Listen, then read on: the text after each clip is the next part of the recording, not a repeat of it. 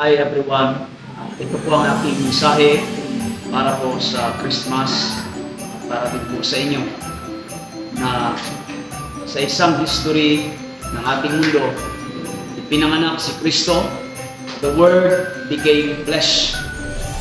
Therefore, siya po ay naging kasama natin, ang Diyos po ay naging tao, isinilang upang magkaroon tayo ng isang personal God. Mga kapatid, the message of Christmas is very simple. That we have a personal God.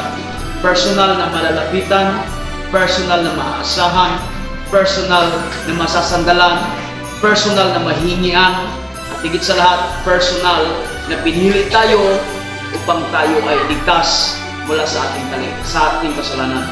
Mga minamahal ko kapatid, huwag po kayong mabulag sa regalo, huwag po kayong mabulag sa anumang klaseng party, sapagkat ang Christmas po ay para lamang po kay Kristo at siya lamang ang sentro ng Pasko.